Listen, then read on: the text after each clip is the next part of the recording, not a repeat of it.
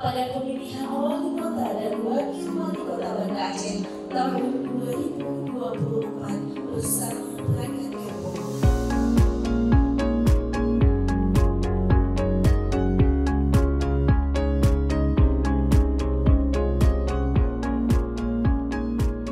Mari sama-sama ini menjelang 10 hari lagi menjelang HK, sama-sama kita bergerak bersama, melangkah bersama untuk mensukseskan pilkada ini. Alhamdulillah sekalian, suksesnya pilkada adalah hadirnya semua masyarakat yang telah memenuhi syarat untuk memilih pemimpinnya pada tanggal 27 November tersebut.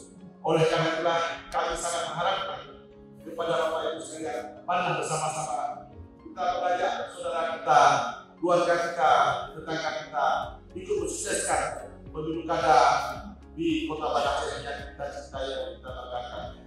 Kegiatan sosialisasi dan pendidikan politik untuk perangkat kampung pada pemilihan wali kota dan wakil wali kota Banda Aceh saya nyatakan